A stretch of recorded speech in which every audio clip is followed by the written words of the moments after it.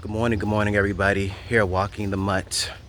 Um, but while I'm out here walking my dog and getting some fresh air, I wanted to talk to a certain group of people. I wanted to talk to, I guess, the customers, right? I wanted to talk to the nasty customers. There's a group of y'all out there in this world who get attitudes with employees that work at fast food restaurants, and y'all say things like, "Oh, if you don't like your job, go find another job. It ain't my fault that you work here," and all this other stuff. And you got an attitude. Let me tell y'all something. And this is from somebody who used to work in fast food for a long time. I left that industry a long time ago. Thank you, Jesus. But let me tell y'all something. It is not always the employee. It is y'all with the nasty attitudes.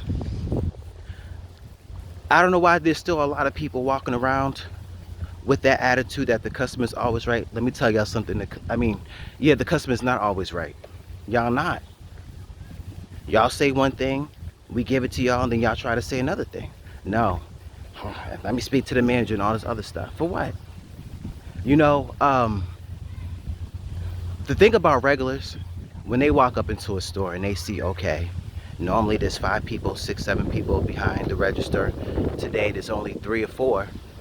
They suck it up and wait the extra 2 or 3 minutes to get their coffee or to get their bagel, to get their sandwich.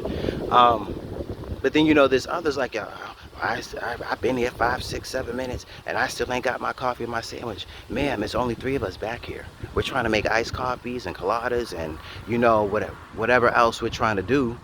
Please bear with us while we're trying to work the register and get y'all stuff and do all this other stuff. You know, so know the difference, I guess what I'm trying to say. Know the difference between an employee with a nasty attitude, who's really is just rude and probably needs to be reported on the survey or to a manager.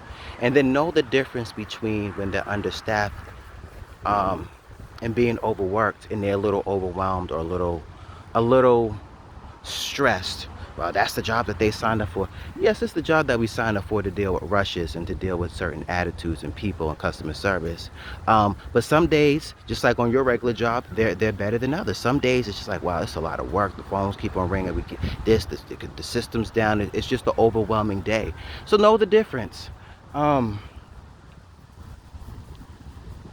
I used to work for those stores, and sometimes you have a strong team, but you need the manager. The manager's in the back just being lazy.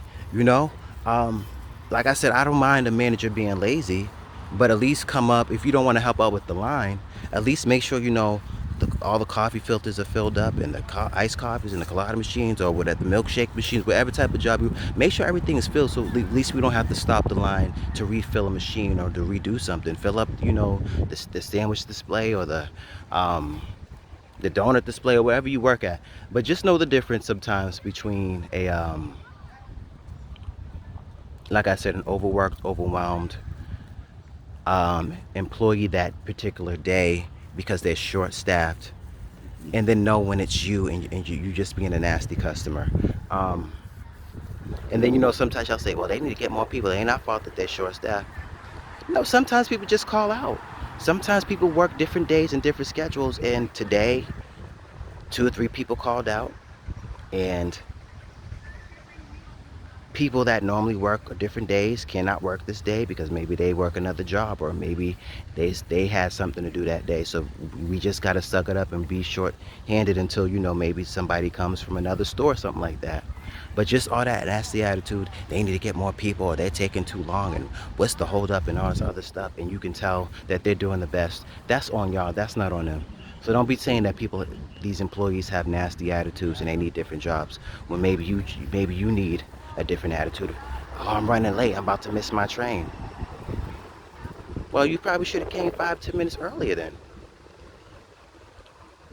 It is possible that if you're going to come during the rush period and the lines are out the door or the drive-throughs out the door, that's on you. Maybe go punch in, clock in, and then come back down. Maybe the line might be down by then, but you know, it just really bothered me because I was at a fast food restaurant today and I saw that happen where when the customer was talking about the employees, and it wasn't the employees, it was the customer with the attitude problem, and they needed to go somewhere. They need to, maybe leave. But Y'all out there who think that about employees, um, and thinking that it's them when it's really you all, y'all got to stop. And this is coming from somebody who used to work in fast food. I get it. That's why whenever I go to a fast food restaurant, and they like, sorry, the machine's down. Okay, I used to work for it, I know. Or sorry, we're a little backed up. We're making batches of coffee now, or we're making, I don't even drink coffee, so I can't even use that as but you know, we're refilling up the machines. Can you give us 3 or 4 minutes to do this? Yeah, sure, take your time. I got plenty of time. I came here and I factored all of that in. You know, I factor it in that they might be short staffed, or they might be behind or something. So that way I came, oh, I'm late. Y'all made me late for work. No, you made yourself late for work. Sometimes they're human.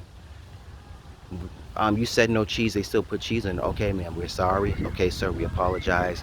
Let me just make you another sandwich real quick. Here you go. The next time you come, here's a free coffee or something like that.